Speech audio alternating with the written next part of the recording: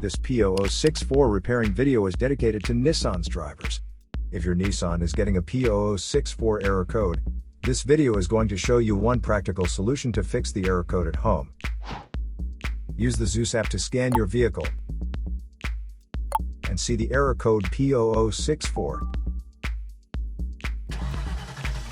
This code may be triggered when your vehicle's control module detects a fault in the heater circuit and oxygen sensor bank 2 sensor 3. Here are one of the most practical solutions to fix Nissan's P0064 error code. Method A, the oxygen sensor. This oxygen sensor is located right after the catalytic converter. Bank 2 is on the side with the cylinder number 2. Sensor number 3 is downstream of the last catalyst in the exhaust system. Visually check the oxygen sensor's electrical connections, wire harness, and metal tabs for any damages. If damages are found, then replace the oxygen sensor.